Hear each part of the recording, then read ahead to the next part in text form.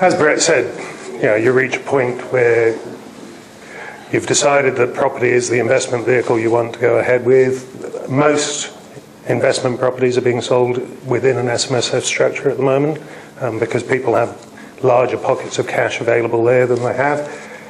And 15 months ago at Moneywise, when we started looking at property, we were looking at, well, how do we help our clients get the best investment grade properties out there? Now, a lot of people have different views of real estate industry. I know in the UK they're not thought of very highly. And we started looking around the market and thought the only way to really ensure that we are giving you the best of what's available is to bring control in-house. So we started talking to some of the better people out there. In fact, initially we were talking to everyone and identifying the better people. And we put in a few alliances and a few strategic partnerships. We now have direct access to over 75 different developers from across Australia. And they go from international companies through to, we have local builders here who approach us and say, look, we've got a block of land we've had up in the Hunter Valley for 10 years. We can put 7 townhouses on it. Can you help us? We'll look at it. We'll assess that property on an investment grade look, so they have to agree to having our independent auditors look at it. And if we feel it's the right thing, we may even say, okay, we're going to sell the whole development. We want it exclusively for our clients, and we'll go ahead with that. There's an awful lot of distressed builders out there in the market at the moment as well.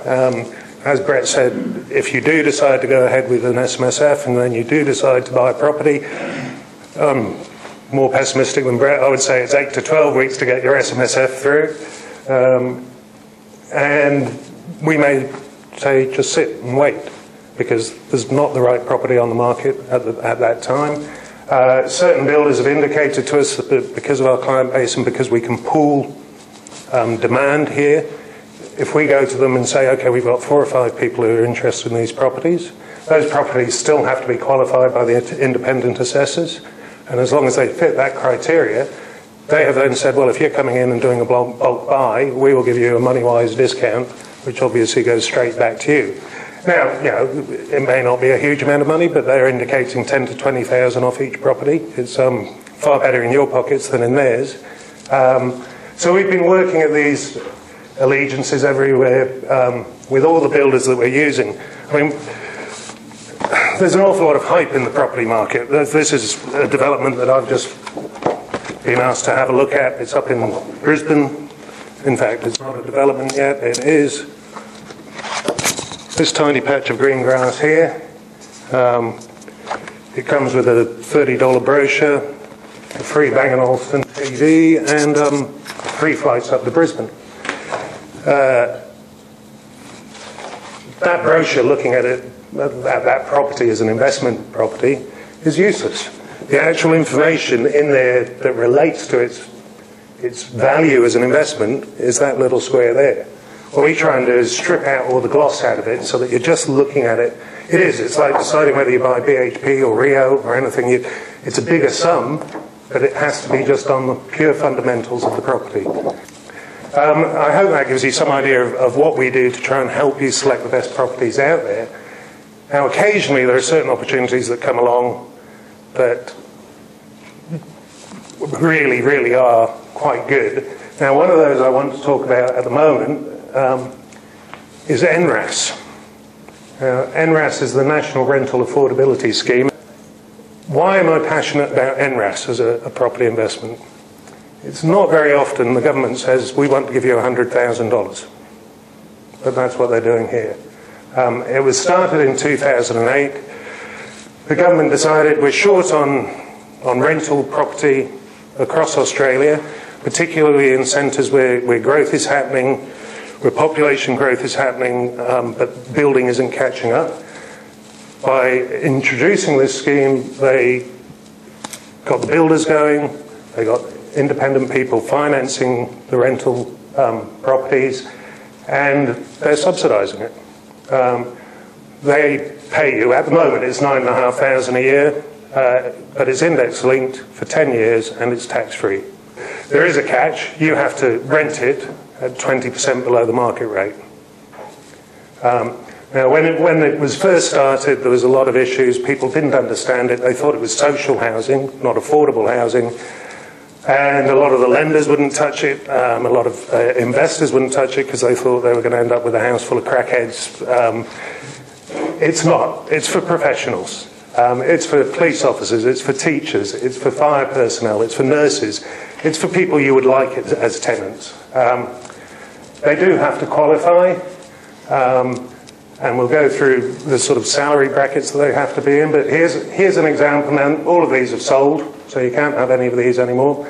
But these were houses going in Ballarat, down in Victoria. The market rent in the area was about $380 a week. The house was $340,000, so that's a bit above what you would expect. Normally you'd get dollar for dollar, so $340, you'd expect to get $340 a week in rent. You have to agree to take a rent of $304 a week. But the government gives you $183, so you're getting $487. On this particular example, that's increasing your return quite dramatically. You're giving up $40,000 of rent over 10 years to get $100,000 tax-free and index-linked. It's a pretty good deal. In terms of the salaries, qualifying your tenants, for an individual it starts at $44,000. There's allowances per children, but what it basically means is a couple with 3 children, they can earn up to $105,000 and still qualify to have an NRAS property or to live in an NRAS property. They're also allowed to earn 25% more than that for 2 years before they have to leave. So if they get a big bonus or a pay rise, you don't have to kick them out straight away. We've got access to a number of the NRAS developers. These properties are still assessed by our independent assessors. Some of them you wouldn't want to touch because they're not in the best areas in terms of growth drivers and everything.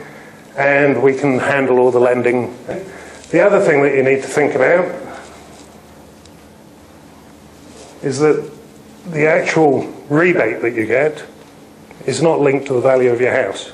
So you're going to get $9,500 this year, index linked, 10 years.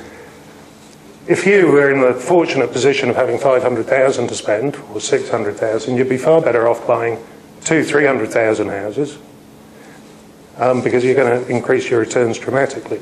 But what we're seeing generally is we're seeing the rate of return on rental properties going up from around about 5%, which is what we aim for on a standard rental, to between 7 and 8%.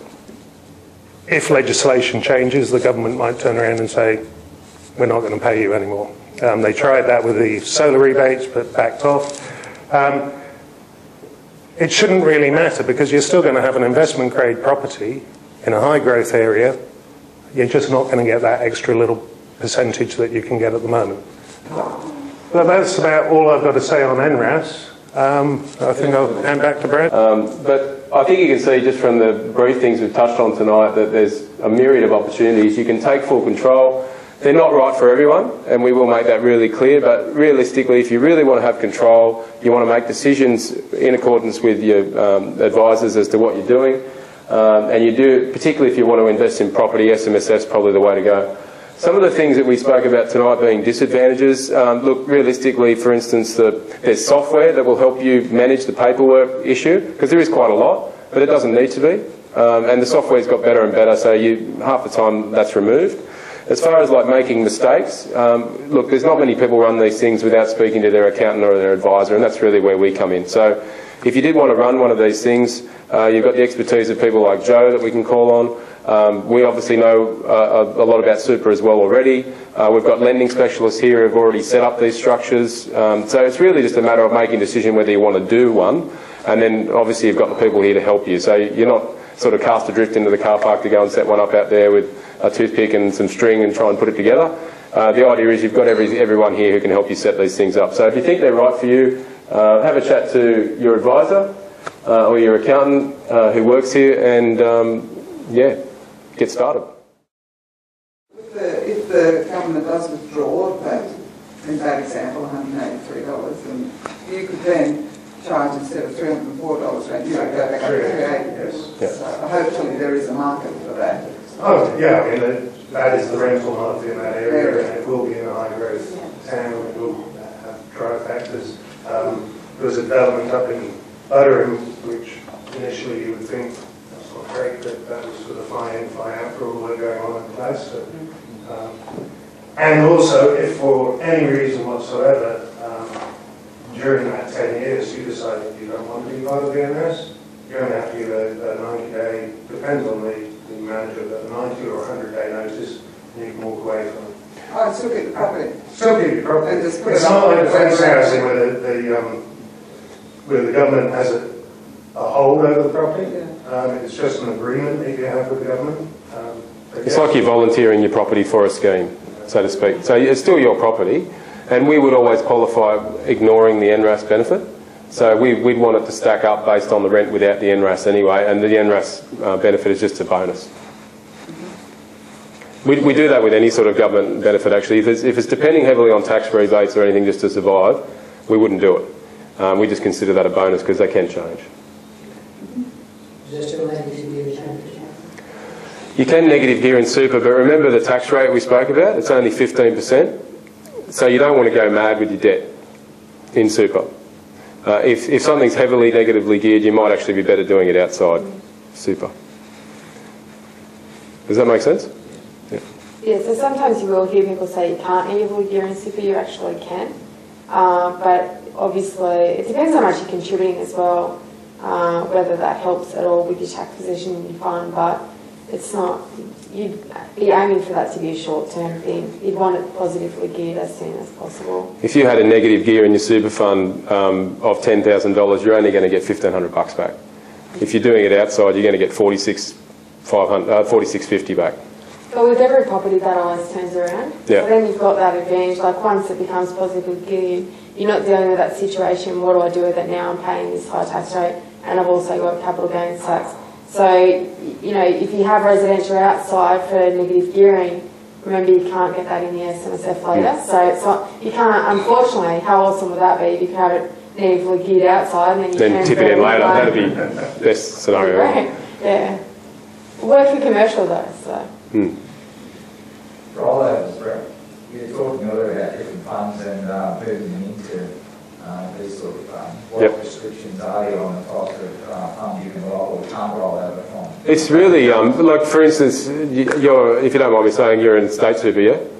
Yeah, so you can roll that out, but I think that, if I'm not mistaken, the Department of Education won't deposit to anywhere else, so you probably have to leave a little bit in your state super. I'll say 10 or 20 grand for want of a number. It's not even that. Yeah. Yeah. So Probably my less. mum's a teacher, we do that for her. So she doesn't have a choice of fund, unfortunately. Yeah. Her contributions go in. Every 6 months or so we do a rollover form and we put it over. So she just maintains whatever they're contributing. With the government employees in particular, what we tend to do is leave a little bit floating behind, and half the time that's the cheapest way for them to get their insurances as well. So we leave it float, because the fees on those are next to nothing. So you leave that open with a little bit in it, your work keeps putting money in there, and you transfer the bulk of it over to your SMSF and do what you're doing there. So you can't salary package directly in one of these, you still do it in your state separately. That's right, yeah. Most people can salary package in You it. can salary package into an SMSF. Yeah. As well, but you still got So the employer will be going to the state super one and you can salary, so my mum's got a fortnightly salary sacrifice going into our SMSF, Yep. but her 9% goes into The 9% no. So she does better because, from my experience, having friends as teachers, they've retired pretty well. So she does better doing it on the A lot of the teachers that are doing better are the ones that were on the old scheme where they had defined benefits. Which there's not many of My those mum was left. not one of those. Yeah. So yeah, so if they would be one where they retired on a multiple of their salary, yeah, and that's how, yeah, I'd love to have that, but no, mum doesn't have that, so the majority actually don't have that. So the reason the self-managed super fund's important, she's got to transition to retirement, so she's over 55, she's got to transition to retirement running, so she's salary sacrificing everything she can and then living on a pension. Once she's 60, that pension will be tax-free, and so every little dollar we can save in tax is helping to build her balance up. That's an important point, the age you mentioned there. There comes a tipping point, and we've got calculators. If you're going to buy a property, for example, there comes an age where you tell us you want to retire at a certain point that you should either buy it in or out of super. You know, a 30-year-old, you might see value in buying it outside if they're going to turn it over. But there becomes a particular age where, and distance from retirement, where if you're going to buy a $400,000 property and borrow 200 grand, for example, that you'd be mad not to do it in super. So your age and your outlook to retirement are always important, whether you're using this or something else. And you get over 55, but especially if you're over 60 and you're not doing a transition to retirement strategy already, go and get some advice straight away, because it makes a big difference. Is there a minimum or maximum number of members you can have? Maximum of 4, minimum 1. That's why it's hard when you've got more children. Yeah, that's why I said with my parents, they've got 3 daughters, mum, dad, we can't have 5 in the fund, so it's not ideal. Yeah, it would be great if it was. We've been lobbying for that for a long time, because most people have, you know, bigger families, you know, and it doesn't make sense to not have all your family in the fund, but yeah, it's 4. The same rules apply though. Sometimes it's best not to mix family and investment. Yeah, sometimes. So quite often 4 is sufficient, like your husband and wife would be very common. But even putting parents in together with kids can cause grief. So Joe's quite easy to get along with, as you can see, but if you've got a difficult family member, you can overcomplicate things. So Gina And they're still alive, so everyone gets along well while everyone's still alive. So yeah, estate planning can get hard when there's lots of different interests. If you're used to having negative geared properties, for example, and you're used to just going and getting a loan from the bank, to borrow in a superannuation fund, it's a specific type of loan. So Brett had all the pictures up of all the structure that you need. That's the paperwork side, but also the loan application process with the bank is longer because it's a specific loan for the fund. So don't go to your bank and say, I want to buy an investment property and get a loan pre-approved, because it's going to be useless. You need to be having a loan pre-approved for a self-managed super fund and have them understand that, because it's a specific type of loan that's quite different to the loans that you're used to. It's not in your name as well. Yeah, it's a limited recourse loan. Generally, no. Residential, house, no. Commercial loans, it seems to be one of the last bastions of bank ripping, where they charge a line fee and things like that. So if you're going to buy a commercial property, it can be more expensive, but again, as Joe mentioned, you've just got to weigh up whether you appreciate the $100,000 you might save in tax later to pay $3,000 or $4,000 application fee here on your commercial loan. We've seen they seem to be getting better with that. Would you agree? They are. Yeah, it's come down a lot. It used to be it used to be 1%. So you borrow $500,000, there's $5 grand just for getting the loan. But it's not anymore. And also, you can lend to your fund as well, and that's something that we didn't talk about, but you could go... You can be the lender. It's quite complicated, but you could be the lender to your fund. You could, if you had equity outside, you could go and get a normal loan, lend money to your fund with a specific type of loan, so it's protecting your fund, but you're getting the best possible rate, that your fund is ultimately getting the benefit of the return on those borrowed money. We did that with a gentleman who wanted just a $100,000 commercial loan, because the costs are about the same for $1 million or $100,000. So it was going to be about $5 or $6 grand to get this commercial loan. So we just went to the bank and got a normal loan against his house, and a normal application fees, you get away with $600 or let's say $1,000. And then there was an agreement we had to buy between him and the super fund, which was $800, just a trust deed. So we got out of it for about $1,400 as opposed to $6 grand. So again, before you run around setting it up, just be aware it takes a bit more time, and you really should speak to someone before you do it. So I sit between you, when you're running your fund, I sit between you and the tax office. So before the reporting goes to the tax office, I look at it. I will give you advice. So if you've got it wrong, I'll be there to tell you you've got it wrong, this is what I want you to do to fix it, so that we can go to the tax office and say, yep, they've done the wrong thing, put our hands up and say, yep, this is what they did, but this is what we're doing to fix it. As long as you go along positively and have a positive attitude, like they leave you alone. So it's more about cooperation and just respecting the advice that you get. So you go in with that positive message of, yep, I've done this, but this is what I'm doing to fix it. And in fact, the tax office is pretty slow. By the time they've come along, chances are you've fixed the whole thing and you've moved on. Yeah. Yeah, not to dismiss it, because if you don't do anything about it, that's not viewed favourably at all. But if you've made a big blunder, and there's many people that have, you know, many experienced people have, and the rules change. So you can have done something ages ago and then it's not really appropriate anymore. So Jo's job is to point that out to you, and she'll write a report to the office saying, look, that we chopped down their cherry tree, but this is what we're doing to fix it. And they view that positively. But the two main things that are usually most painful to fix is going over your contribution caps and making mistakes with property. So they're the two that I'd always get advice about. Thank you. Thanks very much. We'll see you next time. If you've got any questions, the advisors are here, but you can obviously ring them during the week and we'll be happy to talk to you. Thanks for coming.